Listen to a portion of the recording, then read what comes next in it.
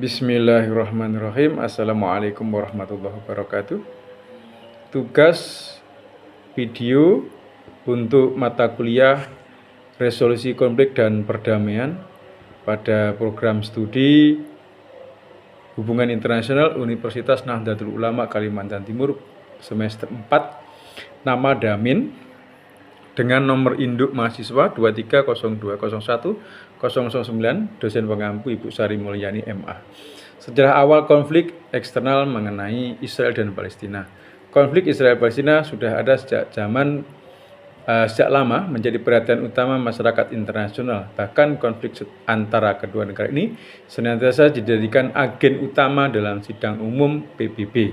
Sejak PBB baru terbentuk usai Perang Dunia Kedua, akan tetapi hingga saat ini konflik Israel-Palestina belum dapat terselesaikan meskipun ratusan resolusi telah dikeluarkan oleh PBB. Ditinjau berdasarkan sejarahnya, konflik Israel-Palestina merupakan konflik perebutan wilayah antara dua bangsa. Konflik berawal dari gerakan Zionisme atau nasionalisme Yahudi yang dipopulerkan oleh seorang jurnalis berkebangsaan Austria bernama Theodor Herzl. Mulai marak di kawasan Eropa sebelum tahun 1920-an. Gerakan ini menyebabkan terjadinya perpindahan masyarakat Yahudi dari Eropa ke kawasan Timur Tengah. Sementara pada saat itu kawasan Timur Tengah termasuk wilayah Israel atau Palestina yang dikenal saat ini masih berada di bawah kekuasaan Imperium Ottoman. Eksistensi Imperium Ottoman di kawasan Timur Tengah berakhir setelah mengalami kekalahan pada Perang Dunia ke-1. Sejarah konflik Palestina-Israel bermula dari awal abad ke-20 ketika Kesultanan Ottoman dikalahkan Inggris dalam Perang Dunia ke-1. Wilayah Palestina diambil alih oleh Inggris pada tahun 1917. Deklarasi Balfour mendukung pendirian rumah nasional Yahudi di Palestina. Hal ini mendorong bangsa Yahudi dari berbagai belahan dunia datang ke tanah Palestina. Selama periode ini, imigrasi Yahudi meningkat dan ketegangan antara komunitas Yahudi dan Arab Palestina tumbuh. Setelah berakhirnya Perang Dunia Kedua, Perserikatan Bangsa-Bangsa mengambil alih mandat atas Palestina yang sebelumnya dikuasai oleh Inggris. PBB membagi wilayah tersebut menjadi dua negara, satu untuk orang Arab Palestina dan satu lagi untuk orang-orang Yahudi. Pembagian tersebut diadopsi sebagai resolusi PBB nomor 181 pada tahun 1947. Namun Arab Palestina menolak pembagian tersebut, memicu Perang Arab-Israel pertama pada tahun 1948 yang dimenangkan oleh Israel yang mengakibatkan pembentukan negara Israel dan pengungsian rakyat Palestina. Kekalahan Ottoman tidak hanya disebabkan oleh Inggris dan Perancis, melainkan juga oleh bangsa Arab sendiri yang berada di bawah kekuasaan Ottoman. Bangsa Arab memberontak kepada Imperium Ottoman karena janji Inggris untuk membantu terbentuknya sebuah pemerintahan Arab yang independen apabila mau melawan Ottoman. Janji Inggris kepada bangsa Arab ini tertuang dalam korespondensi antara Sir Max Mohan, pejabat Inggris di Kairo, dengan Sharif Hussein, tokoh orang Arab yang dikenal dengan sebutan Hussein Mohan Koresponden. Konflik ini telah terjadi lebih dari 100 tahun, tepat pada tanggal 2 November 1917. Kala itu Menteri Luar Negeri Inggris saat itu Arthur Balfour menulis surat yang ditujukan kepada Lionel Walter, seorang tokoh komunitas Yahudi Inggris. Surat tersebut memang singkat, hanya 67 kata, namun isinya memberikan dampak terhadap Palestina yang masih terasa hingga saat ini. Surat tersebut mengikat pemerintah Inggris untuk mendirikan rumah nasional bagi orang-orang Yahudi di Palestina dan memfasilitasi pencapaian tujuan ini. Surat tersebut dikenal dengan Deklarasi Balfour. Intinya, kekuasaan Eropa menjanjikan gerakan Zionis, sebuah negara di wilayah yang 90% penduduknya adalah penduduk asli Arab Palestina. Mandat Inggris dibentuk pada 1923 dan berlangsung hingga 1948. Selama periode tersebut, Inggris memfasilitasi migrasi massal orang Yahudi, di mana terjadi gelombang kedatangan yang cukup besar pasca gerakan Nazi di Eropa. Dalam gelombang migrasi ini, mereka menemui perlawanan dari warga Palestina. Warga Palestina khawatir dengan perubahan demografi negara mereka dan penyitaan tanah mereka oleh Inggris dan diserahkan kepada pemukim Yahudi. Meningkatnya konflik kekerasan Meningkatnya ketegangan akhirnya menyebabkan pemberontakan Arab ini berlangsung dari tahun 1936 hingga 1939. Pada April 1936, Komite Nasional Arab yang baru dibentuk meminta warga Palestina untuk melancarkan pemogokan umum. Ini menahan pembayaran pajak dan pemboikotan produk-produk Yahudi untuk memprotes kolonialisme Inggris dan meningkatnya imigrasi Yahudi. Pemogokan selama 6 bulan tersebut ditindak secara brutal oleh Inggris yang melancarkan kampanye penangkapan massal dan melakukan penghancuran rumah. Hal ini menjadi sebuah praktik yang harus diterapkan Israel terhadap warga Palestina hingga saat ini. Fase kedua, pemberontakan dimulai pada akhir 1937. Ini dipimpin oleh gerakan perlawanan petani Palestina yang menargetkan kekuatan Inggris dan kolonialisme. Pada tahun 1939, Inggris telah mengerahkan 30.000 tentara di Palestina. Desa-desa dibom melalui udara, jam malam diberlakukan, rumah-rumah dihancurkan, dan penahanan administratif serta pembunuhan massal tersebar luas. Bersamaan dengan itu, Inggris berkolaborasi dengan komunitas pemukim Yahudi dan membentuk kelompok bersenjata dan pasukan kontra pemberontakan yang terdiri dari para pejuang Yahudi bernama Pasukan Malam khusus yang dipimpin Inggris. Di dalam Yishub, komunitas pemukim pranegara senjata diimpor secara diam-diam dan pabrik senjata didirikan untuk memperluas para militer Yahudi yang kemudian menjadi inti tentara Israel. Dalam 3 tahun pemberontakan tersebut, 5.000 warga Palestina terbunuh, sebanyak 15.000 hingga 20.000 orang terluka, dan 5.000 orang dipenjarakan. Banyak warga sipil yang menjadi korban dari kejahatan perang yang dilakukan oleh Israel. Sebagian besar korbannya adalah anak-anak perempuan, pasien rumah sakit. Pemerintah dunia kembali menunjukkan kemunafikan dengan menutup mata pada situasi di jalur Gaza. Padahal sebelumnya mereka begitu murka saat Rusia menginvasi Ukraina. Konflik antara Palestina dan Israel adalah salah satu konflik terpanjang dan paling rumit di dunia. Konflik ini telah berlangsung selama puluhan tahun dan melibatkan berbagai elemen termasuk isu wilayah, agama, sejarah, dan politik. Israel menguasai wilayah yang dicaplok selama perang-perang dengan bangsa Arab seperti tepi barat, jalur Gaza, dan bagian dari Yerusalem Timur. Ini menyebabkan konflik berkepanjangan tentang pemukiman Israel di wilayah ini. Ratusan ribu rakyat Palestina terpaksa menjadi pengungsi yang sekarang tinggal di berbagai negara dan kamp pengungsian. Sementara 2 juta orang rakyat Palestina dikurung dalam penjara terbuka di jalur Gaza dan West Bank. Akses mereka terhadap sandang pangan dan pendidikan dibatasi. Hak hidup mereka dirampas oleh rezim Zionis Israel.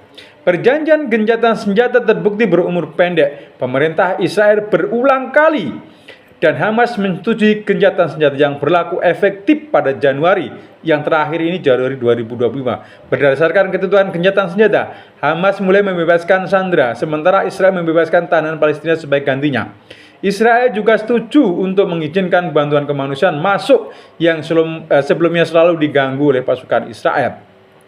Situasi kemanusiaan yang mengerikan pada penduduk di Gaza. Gencatan senjata awalnya menetapkan jalan menuju akhir perang sepenuhnya. Namun, dalam beberapa bulan, kedua belah pihak mulai saling menuduh melanggar ketentuan perjanjian. Pada bulan Maret kemarin, Israel melancarkan serangan udara baru dan memblokir bantuan dan energi yang masuk ke Gaza.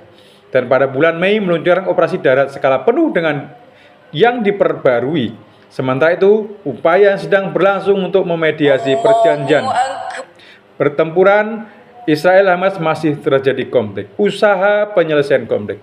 Upaya-upaya untuk menyelesaikan konflik Palestina-Israel telah ada selama puluhan tahun, di antaranya perjanjian Oslo pada tahun 1993 antara Israel dan Organisasi Pembebasan Palestina PLO yang dipimpin oleh Yasir Arafat, serta perundingan Camp David pada tahun 2000 yang hampir mencapai kesepakatan tapi akhirnya gagal. Selain itu, banyak negara dan organisasi internasional telah mencoba berperan sebagai mediator dalam konflik ini, terutama Indonesia, termasuk negara-negara Arab, Amerika Serikat, PBB, dan Uni Eropa. Meskipun upaya ini telah dilakukan, konflik Palestina-Israel masih berlanjut. Tantangan besar meliputi masalah pembangunan pemukiman Israel, keamanan Israel, hak Palestina untuk memiliki negara mereka sendiri, dan upaya untuk mencapai kesepakatan yang dapat diterima oleh kedua belah pihak. Ada pandangan bahwa Amerika Serikat sebagai produsen negara senjata utama berperan dalam menciptakan dan memperpanjang konflik di berbagai belahan dunia, seperti Irak, di Iran, kemudian di negara-negara Timur Tengah. Hal ini disertakan pada dasar bahwa fakta Amerika Serikat memiliki industri senjata yang sangat besar dan menjual senjata ke berbagai negara, termasuk negara-negara yang terlibat dalam konflik. Beberapa pihak berpendapat bahwa penjualan senjata ini secara tidak langsung mendorong terjadinya konflik atau memperburuk eskalasi yang sudah ada. Argumen ini didukung ada beberapa poin. Satu, dominasi pasar senjata. Amerika Serikat adalah eksportir senjata terbesar di dunia, menguasai sebagian besar pangsa pasar senjata global. Peningkatan penjualan saat konflik. Penjualan senjata Amerika Serikat cenderung meningkat selama masa konflik global, seperti yang dilihat pada perang di Ukraina dan ketegangan di Timur Tengah. Keterlibatan dalam konflik. Beberapa pihak menuduh Amerika Serikat terlibat dalam konflik global untuk kepentingan industri senjatanya, meskipun Amerika Serikat sendiri memiliki alasan keamanan dan politik. Kompleks industri militer. Ada kekhawatiran bahwa kompleks industri militer Amerika Serikat memiliki pengaruh besar dalam kebijakan luar negeri, seperti mendirikan pangkalan-pangkalan di Australia, di Filipina, dan di negara-negara di Eropa, negara-negara di Asia. Itu sangat berbahaya dengan penjualan senjata dan intervensi militer. Dampak dari konflik yang berkepanjangan dapat menciptakan permintaan senjata baru yang menguntungkan untuk Amerika. Indonesia sebagai negara yang menentang segala bentuk penjajahan telah lama dikenal karena dukungannya terhadap Palestina dan hak untuk memiliki negara mereka sendiri. Pemerintah Indonesia juga telah konsisten mengutuk pendudukan Israel atas wilayah Palestina, termasuk tepi barat, jalur Gaza, Yerusalem Timur, serta pembangunan pemukiman Israel di wilayah ini. Indonesia secara konsisten mendesak Israel untuk menghentikan tindakan yang menghambat proses perdamaian. Selain itu, Indonesia juga secara berkala menjadi tuan rumah pertemuan penting yang membahas isu Palestina seperti KTT Oki. Pandangan Indonesia terhadap konflik Palestina-Israel mencerminkan dukungan yang kuat terhadap hak Palestina untuk merdeka. Pemerintah Indonesia telah mendukung berbagai inisiatif dan upaya internasional yang berjuang untuk mencapai perdamaian yang adil dan berkelanjutan antara Palestina dan Israel. Selain itu, Indonesia telah berperan sebagai mediator dan pendukung perdamaian dalam upaya untuk menyelesaikan konflik. Analisis konflik Israel dan Palestina. Konflik Israel-Palestina adalah konflik berkepanjangan yang melibatkan perubahan, perebutan wilayah dan hak-hak dasar. Upaya penyelesaian konflik seperti solusi dua negara seringkali terhambat oleh ketidakpercayaan, kekerasan, dan perbedaan kepentingan dari kedua belah pihak.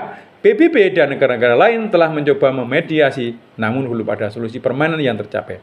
Analisis konflik. Akar masalahnya adalah konflik ini berakar pada klaim atas wilayah yang sama dengan sejarah panjang dan kompleks yang melibatkan pengusiran pemukiman dan penolakan terhadap hak-hak dasar. Solusi kedua negaranya adalah melibatkan pembentukan negara Palestina merdeka di samping Israel, sering dianggap sebagai jalan keluar paling realis. Namun, pelaksanaannya terhambat oleh berbagai faktor, termasuk perluasan pemukiman Israel, klaim atas Yerusalem, dan masalah keamanan. Kemudian peran PBB. PBB telah terlibat dalam upaya penyelesaian konflik sejak lama melalui revolusi, mediasi, dan bantuan kemanusiaan. Namun, efektivitasnya seringkali terbatas oleh perbedaan kepentingan negara anggota veto di dalam Dewan Keamanan. Nah, ini yang menjadi masalah utama. Tantangan penyelesaian. Beberapa tantangan utama yaitu ketidakpercayaan, kurangnya kepercayaan antara Israel dan Palestina. Memang bisa disebutkan bahwa Israel adalah negara yang nakal, sama dengan Amerika beserta sekutunya. Nah, kekerasan terus berlanjut, serangan dari kedua belah pihak merusak upaya perdamaian. Kemudian kepentingan nasional. Kedua belah pihak memiliki kepentingan nasional yang kuat dan dan sulit untuk dikompromisikan. Intervensi asing, campur tangan negara-negara lain, terutama Amerika Serikat, juga dapat memperumit situasi. Peran masyarakat sipil di kedua belah pihak di seluruh dunia terus memainkan peran penting dalam menyuarakan hak-hak korban, mempromosikan perdamaian. Penyelesaian konflik Israel membutuhkan komitmen kuat dari semua pihak untuk berdialog, mengakhiri kekerasan, dan mencari solusi terbaik, adil dan berkelanjutan. Solusi dua negara tetap menjadi kerangka kerja yang paling mungkin, tetapi memerlukan kompromi dan signifikan dan dukungan internasional yang kuat. Lantas apa yang akan kita lakukan sebagai warga negara biasa? Satu adalah meningkatkan kesadaran, sebarkan informasi dan kesadaran tentang konflik Palestina-Israel melalui media sosial, blog, ataupun dengan berbicara dengan teman di sekeluarga. Jangan biarkan narasi palsu Zionis memenuhi media sosial kita. Pendidikan dan pemahaman yang lebih baik tentang masalah ini penting untuk menggerakkan perubahan. Kedua, mendukung organisasi kemanusiaan.